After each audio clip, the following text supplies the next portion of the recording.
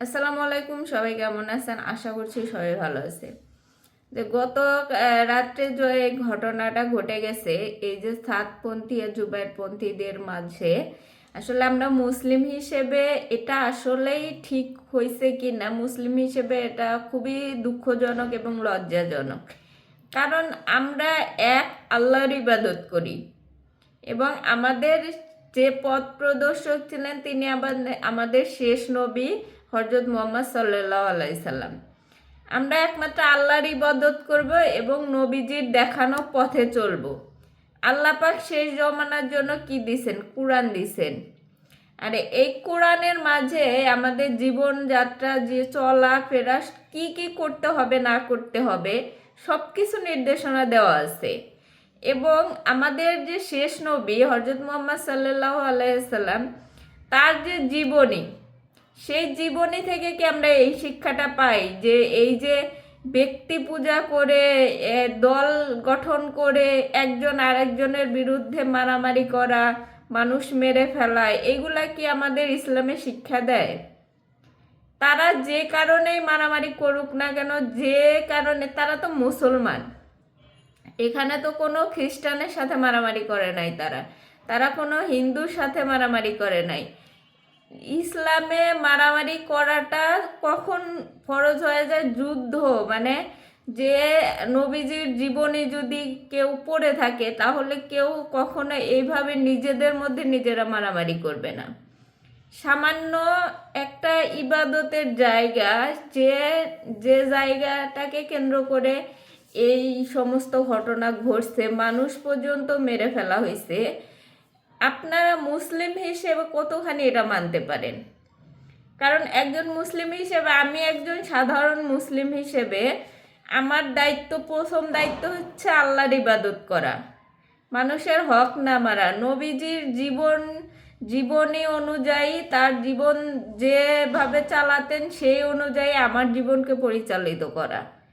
কিন্তু আমরা এই যে দলের নাম করে এই এক একজনের ব্যক্তি পূজারী হয়ে আমরা নিজেরা নিজেদের মধ্যে মারামারি করি, মুসলমান হয়ে মুসলমানকে মারতেছি। এটা কোনো কথা হইলো? বাংলাদেশের মানুষ এমনভাবে ব্রেন ওয়াশ হয় যে কোনো ক্ষেত্রে।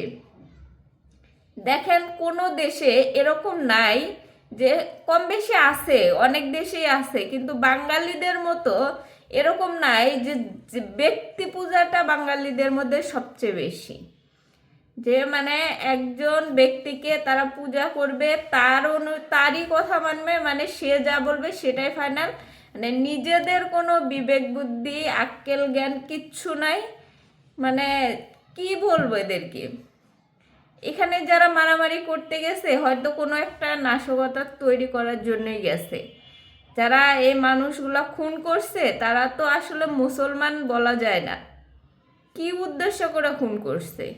এদের শাস্তি তো অবশ্যই দিতে হবে, এদের শাস্তির আওতায় অবশ্যই আনতে হবে। এবং একজন মুসলিম আর একজন মুসলিমের গায়ে কিভাবে হাত তোলে? যথেষ্ট সে সাতপন্থী হোক অথবা জুবাইরপন্থী হোক, মানে একজন ব্যক্তিকে কেন্দ্র কইরা তার হিসেবে দল গঠন কইরা এখন আল্লাহর নাম ভুলে গেছে, নবীজির দেখানো পথ ভুলে গেছে, কোরআনের মাঝে কি বলা আছে সেটাও ভুলে গেছে। নবীজি যেভাবে পথ দেখায় গেছেন, তার জীবনীতে যা যা আছে, এইটা যদি আমরা অনুসরণ করি তাইলে তো আমাদের এই এই পরিণতি হয় না।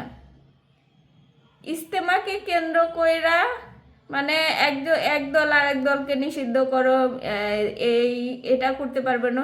মানে বুঝলাম না, মুসলমান হিসেবে সবারই কর্তব্য, সবারই দায়িত্ব আছে ইসলাম প্রচার করা, ইসলামে মানে তাদের দেখে মানুষ শিখবে। সাধারণ জনগণ যারা, তারা এই সমস্ত আলেম ওলামাদের থেকে শিখবে যে তারা কিভাবে, আসলে তাদের জ্ঞান হয়তো আল্লাপাক বেশি দিছে, তারা কিভাবে জীবনযাপন করে, নবীজির কোন দেখানো পথটাকে তারা অনুসরণ করে, এটা সাধারণ মানুষ দেখবে।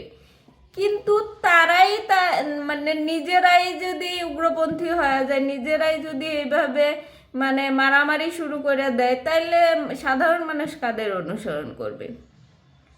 মানে তারা তাদের যতটুকু জ্ঞান আছে এইটুকু জ্ঞান নিয়ে কি তারা মানে মুসলমান হিসেবে তাদের তো যথেষ্ট জ্ঞান আছে, তারা যেহেতু আলেমারা, তারা আলেম ওলামা, তাদের যথেষ্ট জ্ঞান আছে, কিন্তু তারা যদি এভাবে মারামারি করে, একজন আর একজনের বিরুদ্ধে চলে যায়, মুসলমান হয়ে যদি মুসলমানকে বলে যে এদের নিষিদ্ধ করো, এদের আসতে দিবা না, বা আরেক দল বলতেছে যে আমাদের মানে কি একটা অবস্থা! এটা কোনো কথা হইলো? যে মুসলমান তার দায়িত্ব, প্রথম দায়িত্ব হচ্ছে আল্লাহকে, এক আল্লাহকে মানা। আল্লাহ পাক কি বলছে? যারা এখানে জড়ো হয়েছে তারা যথেষ্ট কোরআন শরীফ সম্পর্কে জানে, যথেষ্ট নবীজির জীবনী সম্পর্কে জানে, তারপরেও এরা গিয়ে মারামারি করতেছে, তারপরেও এরা গিয়ে একজন আরেকজনকে মারতেছে।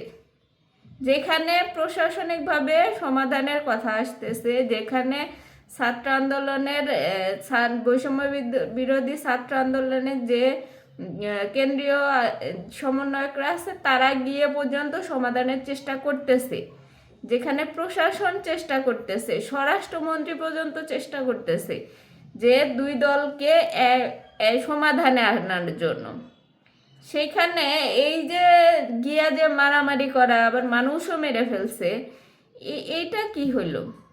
একজন মুসলিম হয়ে তো একজন মুসলিমকে এভাবে মারতে পারে না। তারা কি মনে করতেছে এভাবে মারামারি করে আমরা জান্নাতে চলে যাব? মানে তাদের আল্লাহ পাক জান্নাত দিয়ে দিবে যে এভাবে মারামারি করব, এটা ইসলামের পথে জিহাদ হয়ে গেল। এটা জিহাদ না, এটা জাহান্নামে আগে পোড়ানো হবে এদেরকে। আল্লাহ নবীজির একটা ঘটনা, এই অনেক ঘটনায় আছে, একটা ঘটনা বলি যে যখন একটা ইহুদি মসজিদের মধ্যে এসে, সবাই যেখানে নামাজ পড়তেছিল সেখানে এসে পেশাব করা শুরু করছে, তখন সাহাবিরা উঠে তাকে মারতে যাইতে চাইছিল, কিন্তু নবীজি তাদের নিষেধ করছে, না, তাকে আগে প্রস্রাব করতে দাও, তারপরে যা বলার বলা যাবে। এখন যদি তোমরা তাকে মারো, তার যদি প্রস্রাব আটকে যায় এবং সে যদি, তার কষ্ট হবে এবং সে অসুবিধায় পড়বে। মানে আমাদের নবীজি সাল্লাল্লাহু আলাইহি সাল্লামের চিন্তা দেখেন আর আমাদের চিন্তা দেখেন। তার চিন্তা যে মসজিদের মধ্যে পেশাব করতেছে, এখন যদি তাকে ঠেকানো হয় তাহলে তার অসুবিধা হবে, সে মারা পর্যন্ত যেতে পারে, তাকে তার কাজ করতে দেওয়া আগে। আর আমরা ইসলাম প্রচার করব যে জায়গায়, সেই জায়গায় গিয়ে দুই দল মিলে মারামারি করতেছি মুসলমান মুসলমান হয়ে। তাহলে আমরা নবীজি থেকে কি শিক্ষা পাইছি জীবনে?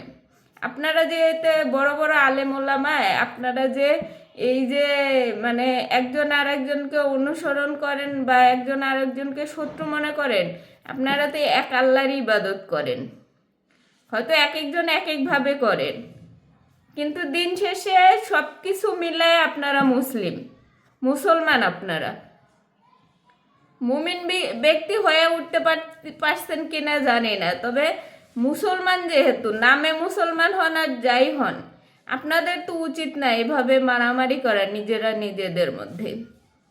মুসলমান হয়ে কিভাবে একজন মুসলমানকে মারতে পারেন? তারপরেও কোনো কারণ ছাড়া।